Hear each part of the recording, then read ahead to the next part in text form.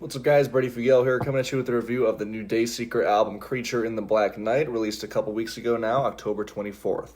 Finally getting this review out after a few weeks past that discography ranking I just uploaded for this band, so if you're a fan of them, I highly recommend checking out that discography ranking. I think that will be a good kind of gauge where after you hopefully watch throughout this entire review, you'll be able to kind of see where I'm coming from in reference to how I view the discography, what my favorite albums and songs from them are. I like some albums more than others, but overall, they're a band that I've always seen as really talented. They're a band that I think could have a bright future in the metalcore and post-hardcore scene. They seem to be getting bigger and bigger and bigger with every album, which is always great to see. But as far as this specific album goes, Creature in the Black Night, I'm not into it. In fact, I really strongly dislike this album. Since I revisited their entire discography, I've been spending more and more time with their second album, Origin, which just has some beautiful songs on that record. If watching this review accomplishes one thing for you, I want you to just re-listen to that record, especially if you disagree with me on my points on this record. Because not just compared to that record, but compared to other of their records like the debut and Sleep Talk and even their last record, this album just feels so uninspired. These songs, they're bland, they're completely void of any instrumental nuance in particular. They're overproduced. They're trend hoppy. At times they're just straight up boring. And the biggest piece of criticism that I will give this record that is especially jarring for Dayseeker, who have written some extremely meaningful songs that I truly love, this record just feels emotionless. It feels soulless. And that is not something I ever thought I would say about an entire Dayseeker record, but they managed to do it here. I remember putting out a very negative initial track review for the first single, Pale Moonlight, where I basically just outlined a lot of the points I just made about this entire record. I think this single was a pretty good indicator of how the record was going to sound. I mean, the uninspired riffing, the just outright lazy lyrics talking about dancing with the devil like that hasn't been done 1,000 times. The guitar tone of the song was extremely weak, as is on the entire record. The structure is super predictable and generic. I think I said something along the lines of the song sounding like Diet Bad Omens. And re-listening back in the full album context, I will double down on that. I think a big reason why this album flops so much for me, especially on an emotional and fundamental songwriting level, is that, especially if you look at the titles of the songs and the album art and just when it was released right before Halloween, I feel like the band's goal was to come off spooky. Because, I mean, you listen to, or you just read some of these song titles, Crawl Back to My Coffin, Cemetery Blues, Nocturnal Remedy, The Living Dead, Meet the Reaper. Like, these are all, spooky song titles. But notice how they're not actually singing or writing or sounding like actual horror was the sound that they were going for. The result here is that the songs feel like they were really forced in on a songwriting level. They were forced in, especially lyrically, to conform to these rigid song titles. And as a result, the songs feel a lot more boxed in and limited in what they're saying. It almost comes off to me like the band came up with all these titles and this idea of having this spooky title theme, and then they just kind of went one by one and thought, okay, how can we write lyrics that fit this title of Shapeshift or Soulburn or Bloodlust or any of the titles on here? There's a couple different results that happen as a result of this, none of which are good.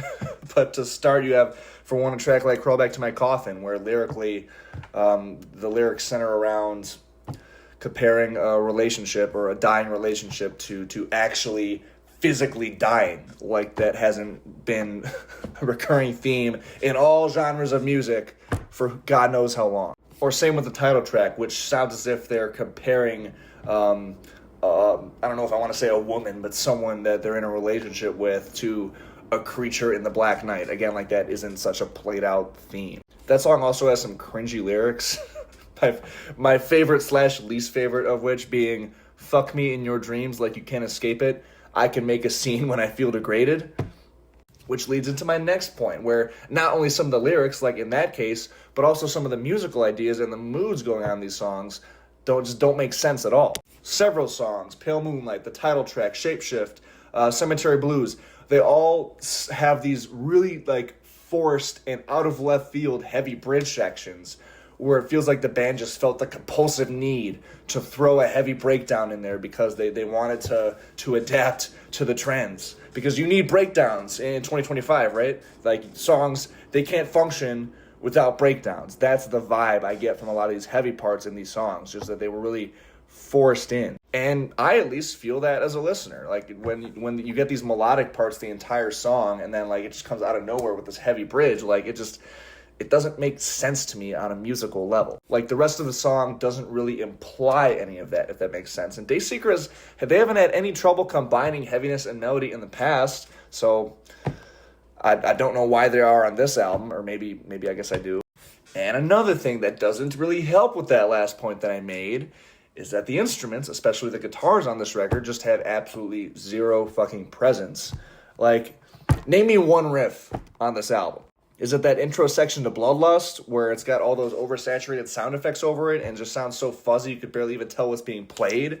And even the riff itself is just really dumbed down and sluggish? I hope not. I can't imagine it would be like that limp dick, boring main riff in Crawl Back to My Coffin either.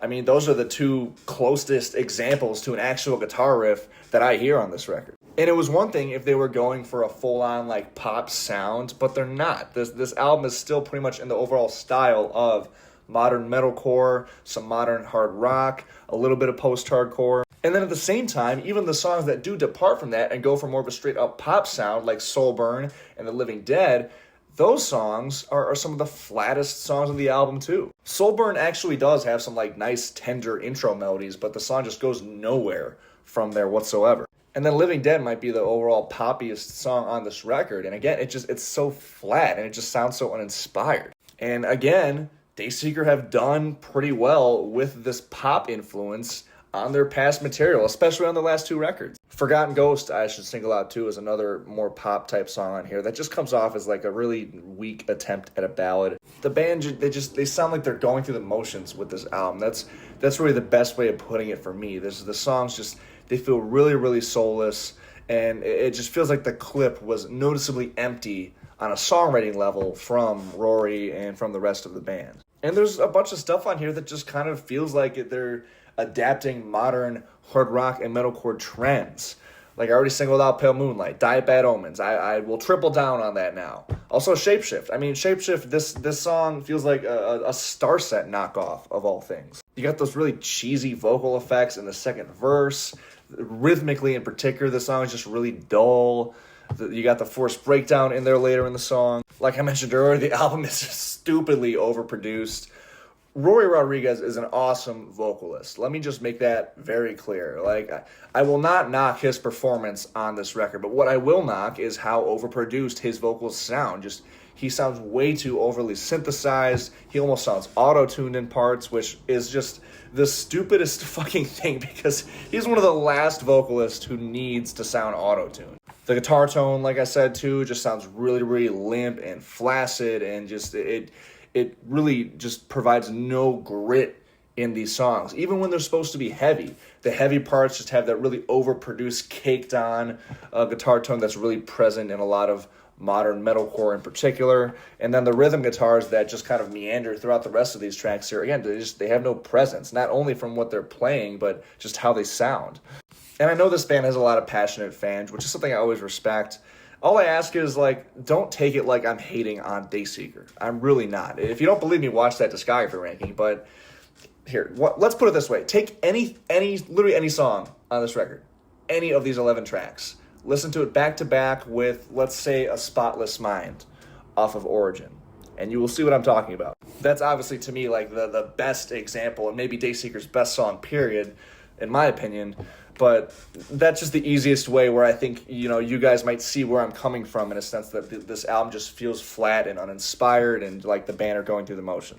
So yeah, I guess to kind of wrap things up, for my money, this is without question Dayseeker's weakest album to date. It's about as bland and vanilla as modern metalcore and hard rock can get. I know I got a few comments saying things along the lines of like, Dayseeker is a band that I would like to get into. If that's you, don't bother with this album. Listen to Origin and Sleep Talk and then kind of go from there. I'm not feeling the emotion. I'm not feeling the soul. There are zero interesting musical ideas for me to sink my teeth into with this record. There's just absolutely, pretty much essentially nothing here for me. As a result, I'm going to score this album a 2 out of 30. As always, thank you guys so much for watching. If you're a fan of this album, please comment below, defend this record. I always like hearing outside perspectives, even if they differ from my opinion. So by all means, defend this record. Again, if you're a fan of the band, please check out the discography ranking. We'll have a lot more positive things to say about all 5 of this band's previous records. Remember to hit subscribe for more rock and metal-related content, and check the description also for my links. Until next time, I will see you guys later. Peace.